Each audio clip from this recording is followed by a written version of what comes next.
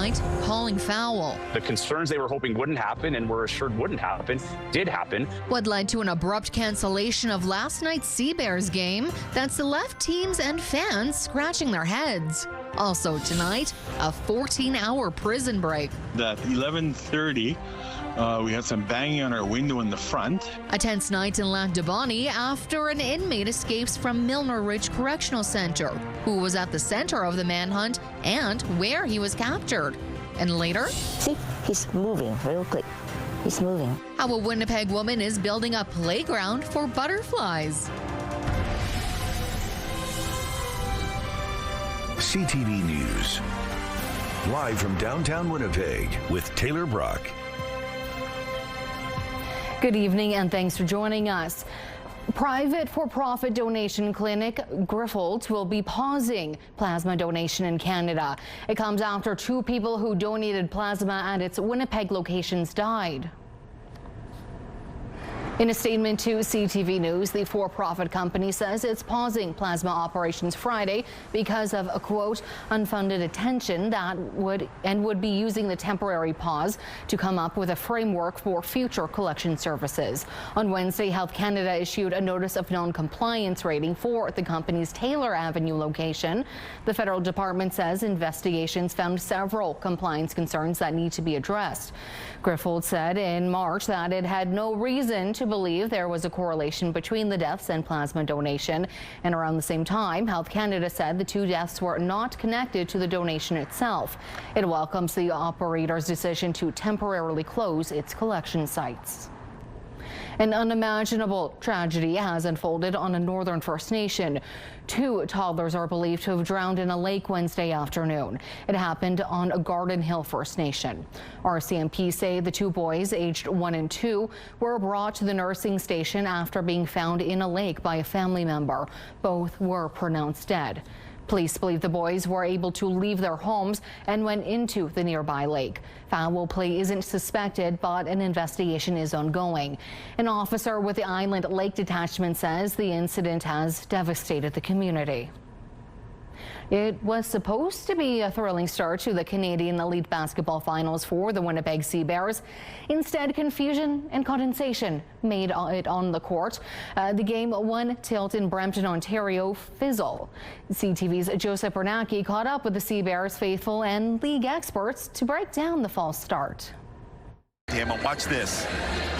I mean, it looks like he's on skates there. Winnipeg Sea Bears guard Xavier Moon nearly fell after slipping in the first moments of Game 1 in the Canadian Elite Basketball Finals. That game was called due to court conditions. No one has experienced anything quite like this. Joey Slattery was courtside reporting for TSN inside the CAA Centre in Brampton, Ontario, when confusion broke out in the match between the Brampton Honey Badgers and visiting Winnipeg Sea Bears. We saw a total of 1 minute and 46 seconds of basketball before the game had to be canceled due to moisture and condensation on the floor that just made it entirely too slippery. Amidst the confusion on a national broadcast, league officials canceled the game in the name of player safety. Slattery says the onus falls on CAA Centre management, home for Honey Badger games and other sporting events.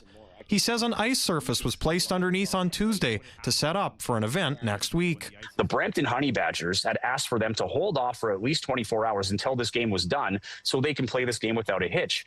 That request was denied. They made the ice, and the concerns they were hoping wouldn't happen and were assured wouldn't happen did happen. Now, a formerly best-of-3 finals has been reduced to a winner-take-all between the 2 teams at Canada Life Centre on Saturday. We just got to roll with the punches, and we got to kind of put that to the side and keep the main thing, and that's winning a basketball game on Saturdays. We had a watch party here last night that started and lasted for 6 minutes. It's been a crazy year, but now we're down to just one. Sea Bears fan and designer Ogo Okwamabua is hoping for a win Saturday. And in Selkirk, Cameron Flamond is hoping he can make it to that game. Flamond, a diehard fan, lost a bunch of his handmade Sea Bears merch in an electrical fire this week, claiming his garage and truck. I have an extra ticket.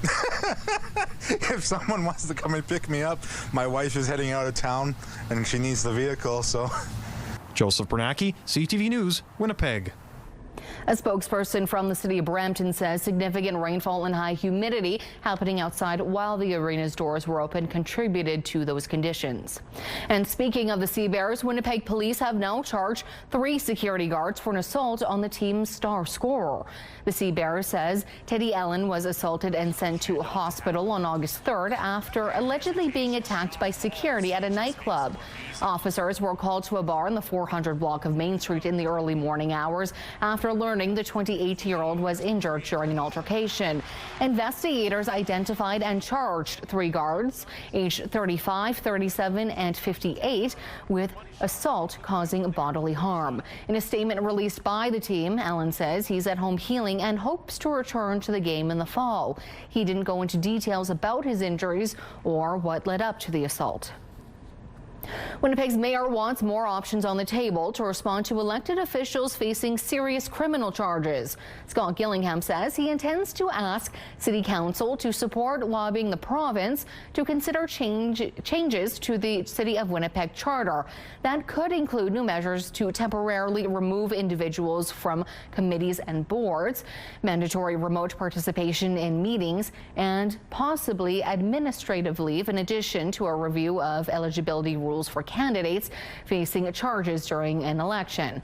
Gillingham plans to introduce the motion in September so it can be considered by the next council following the election. Though he doesn't mention anyone by name, Gillingham's announcement comes days after Transcona councillor Russ Wyatt was slapped with new charges in connection to 2 separate sexual assault investigations. Wyatt has maintained his innocence and the charges have not been tested in court. If you're looking to sign up for some fun activities in Winnipeg, the latest leisure guide has you covered. The city's fall 2026, winter 2027 leisure guide is now out. Registration for all fall and winter activities, with the exception of winter swimming and skating, begins Tuesday, August 25th at 8 a.m.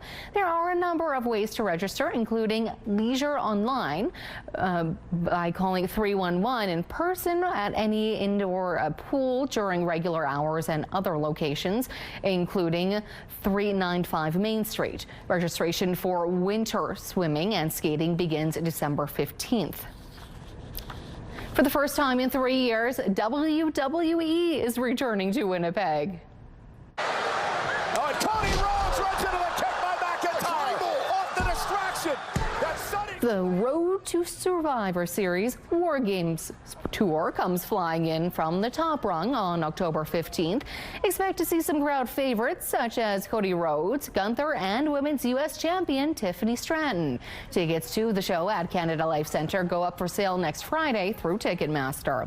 And here is our first look at tonight's weather. It's currently 15 degrees Celsius. We are seeing a partly cloudy sky, feeling light winds with pressure rising. High humidity, though, at 83%. Tonight in Winnipeg, temperatures will drop to a low of 14 degrees with that partly cloudy sky continuing. Winds could be as strong as 20 kilometers out of the northeast for us overnight. We are expecting for folks tomorrow to see a mostly cloudy sky with 16 degrees to start us off. Residents are rattled after a prison break in southeastern Manitoba. The prisoner is back in custody, but how he got out is still a mystery. That story's coming up next. A 14-hour manhunt that left residents in southeastern Manitoba on edge has come to an end. RCMP say an inmate escaped Milner Ridge Correctional Center in the RM of Lac du Bonny last night. RCMP say Justin Paul, aged 44, escaped Milner Ridge, which houses minimum, medium, and maximum security adult male inmates. Court records show he had several outstanding charges, including robbery using a firearm and failure to comply with conditional release orders. Paul was last seen Wednesday night by a corrections officer who spotted him walking into a wooded area northeast of the jail. As part of the search, RCMP used canines, drones, and roadblocks. Officers also checked nearby properties, including one belonging to a resident living several kilometers away from the correctional center. Then at 11:30, we had some banging on our window in the front. So I grabbed my house coat, went to the front, and by the time I got there, there was 2 RCMP cruisers. They had spotlights and that, and They were speeding out of our driveway, going down the highway and going down to the next yard down the road from us.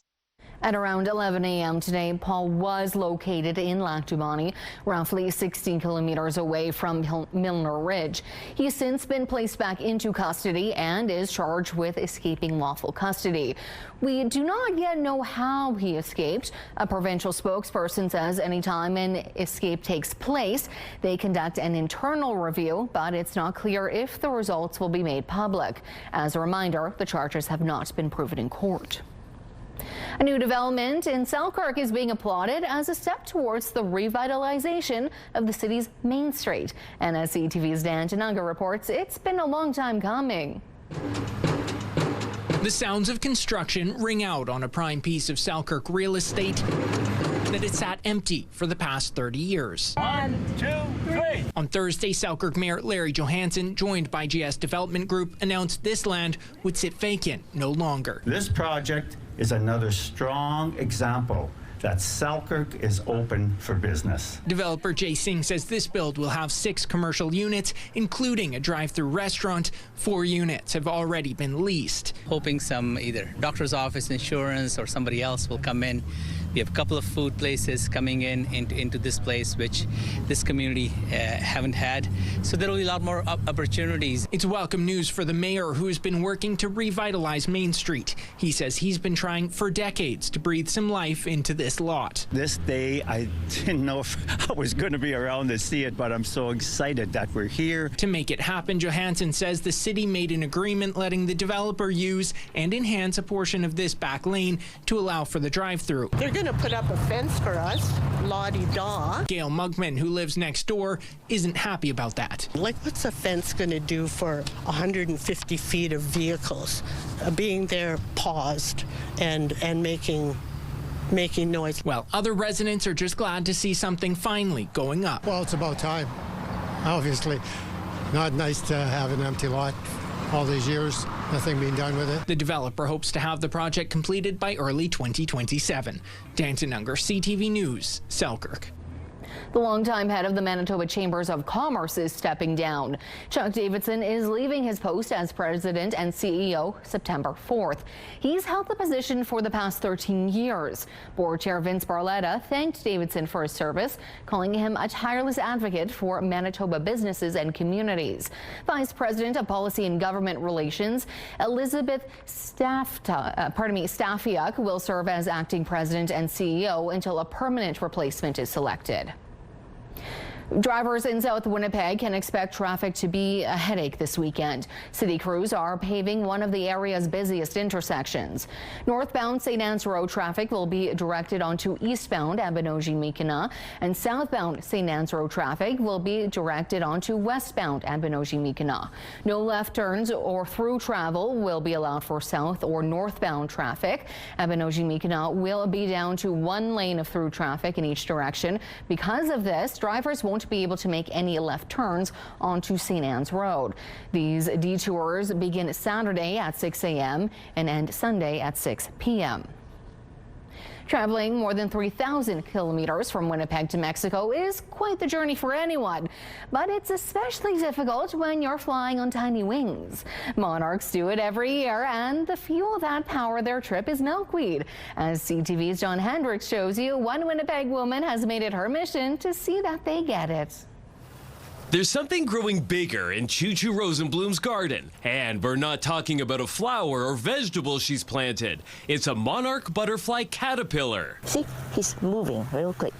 He's moving. And he's not alone. They can travel surprisingly far. During the pandemic, Choo-Choo noticed a monarch butterfly had made itself at home on her home. I found a chrysalis under there.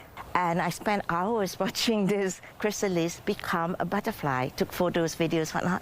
And I watched it all the way until it finally flew away. And then that same monarch butterfly she named Queenie came back, and she seemed friendly. She just let me get all the way like on top of her to take photos, and did it again and again every day. And it went on for a couple of weeks, and then she vanished. By then, Choo Choo was hooked and determined to make her front lawn an inviting place for monarchs. So she transformed it into a monarch butterfly way station, planting a smorgasbord of milkweed, a critical food for monarchs. We're helping the species survive because they're threatened and they need to have milkweed. If there's no milkweed around, they can't lay their eggs because they lay their eggs on milkweed. And then the caterpillars need to eat milkweed. So it's just very, very important, and it's so easy to do. So she's hoping more people will do it and help this endangered species to survive. John Hendricks, CTV News, Winnipeg. A new exhibit at the Winnipeg Art Gallery is inviting you to view your own environment with a fresh perspective. A huge range of contemporary art, historical art, decorative art, paintings, sculptures. It's called Terra Incognita, land for known land, unknown land. More than 125 works will explore how artists from various backgrounds have imagined and depicted landscapes across the ages. Featured artists include members of the Group of Seven, such as A.Y. Jackson and Lauren Harris, along with other Canadian artists, including painter Emily Carr and photographer Edward Bertinsky. In a way that has us rethinking how we are looking at the permanent collection. It's an ongoing project that we've had at the WEG for the last few exhibitions, actually. So we're bringing up works that maybe we haven't seen in a long time, actually, that audiences haven't seen in a long time, that have been stored in the vaults. The exhibit begins with a free opening celebration next Wednesday evening.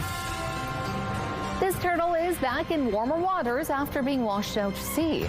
We'll show you where she ended up. Plus, more sunshine is on the horizon.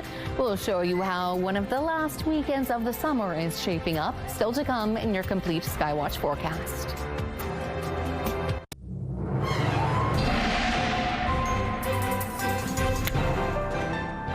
Tonight's Skywatch photo isn't of a caterpillar. That is a garden snake. Thanks to Patrick from Headingley for sending in this photo, not the snake itself. You can send your weather photos to winnipegweather@ctv.ca. Well, if you have been out in your own gardens, there's a chance you won't have to do much watering the next couple of days. So taking a look, starting earlier tomorrow morning, we'll watch this system start to push into Manitoba. However, it's kind of hanging around. So as you can see, it is going to be potentially quite significant and could be bringing with it severe thunderstorms, particularly for places including Virden and Brandon. Here in Winnipeg earlier in the morning, we are going to start to see some heavier cloud coverage, becoming a partly cloudy sky as our neighbors to the west deal with that rain. It is going to push a little further up, potentially stretching to places like Dauphin by the time most folks in that area head home for the weekend. And it could stretch to the Interlake a little later in the evening, but it won't be as significant as what we are seeing in this southwest corner. Here in Winnipeg, we'll start to see that rain overnight Friday into early Thursday morning, which could, as you can see, be quite heavy at times with the potential for a thunderstorm. Now, this system is going to cover really half of Manitoba. Things further north will remain quite clear, actually. We'll watch this system push into Ontario Saturday afternoon. However, we are still going to be potentially dealing with some showers around the Interlake area. Cloudy, though, further north Saturday evening. Taking a look across the north, there is some fog overnight in Island Lake. Tomorrow, temperatures are going to reach a high of 22 degrees with a partly cloudy sky for you. And there is fog really across the north, including in the Pond Flin Flon tonight. Tomorrow, temperatures reach a high of 21. Actually a bit cooler in Swan River and Dauphin tomorrow with 17 as your expected high, as we see that chance of potentially a severe thunderstorm throughout the day. Tomorrow in Winnipeg, temperatures reach a high of 24 degrees. And as mentioned, the Red River Valley is likely to be cloudy tomorrow. Tomorrow in Kenora, temperatures reach a high of 24 degrees. Port Francis, though, high of 25 and sunny. Here in Winnipeg, taking a look over the next few days, that chance of rain on Saturday. However, Sunday will be mostly sunny and temperatures a little cooler on Tuesday. Rossi the Turtle is back home in Texas after a trip to Wales. He's very strong. He's very well fed, maybe well fed like I am. And there's no signs of external disease or trauma. Ridley sea turtles are considered the world's rarest and most critically endangered turtle. They're native to the Gulf of Mexico, but 3 years ago, Rossi ended up on a Welsh beach. It's believed he got caught up in Gulf Stream currents in the Atlantic Ocean. He's now back to feeling more like himself, swimming, diving, and surfacing normally. More than 1,000 sailors are taking to the open water in Nova Scotia. The schooners are taking part in the 150-year-old tradition. Will set sail after the break. The largest keelboat regatta in Canada continues to attract competitors from around North America. CTV's Brian Foley hit the water in Chester, Nova Scotia to get an up-close look at this historic race. Chester Race Week continues to captivate both on and off the water. This event has a legacy of 150 years and rooted in our history of boat building and being on the ocean and sailing. This is the birthplace of it all in very many ways. For those who have been a part of the sport for years, the event means more than just the racing. I was chair of the event. I guess we call it on-water chair because other people do a lot of land events, which I try and avoid at all costs. I retired from doing it in 2024. After 2024, in 2025, I was a race officer.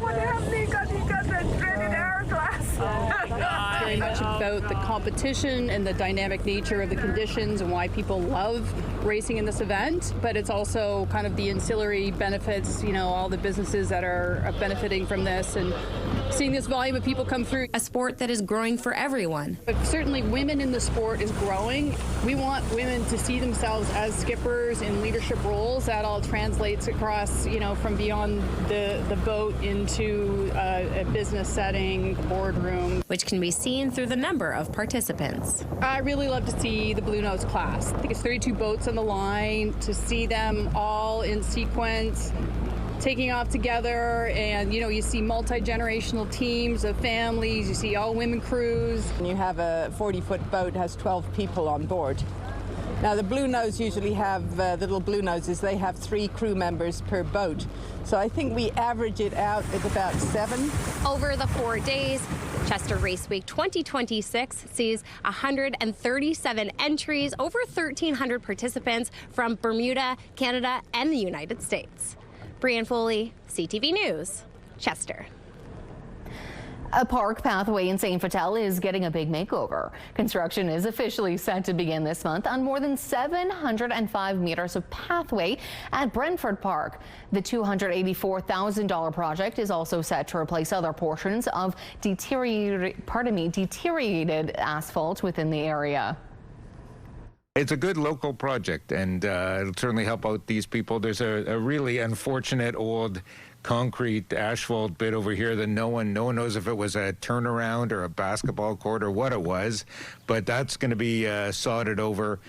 So yeah, this park will look a lot better. The rebuilt pathway is expected to be ready for use this fall. This Folklorama Pavilion wants to get you into party mode. We'll give you a glimpse of tonight's Chilean festivities, and we'll break down tomorrow's forecast next. W & Company. Salon services provided by S&T Spa Salon. We can actually expect a cloudy day tomorrow for us and slightly cooler than what we have been feeling. Temperatures are expected to reach a high of 23 degrees with that humidity feeling more like 25. And because of those clouds, we still have a high UV index, but it's actually only at 6. It's still summer, so make sure you are covered up if you're out in the sun, though. Finally for us tonight, there's actually only a couple of nights left to take part in this year's Folklorama. Since we know that's not enough time to get to them all, we're sharing with you the sights and sounds of the Chilean Pavilion. Thanks for watching and good night.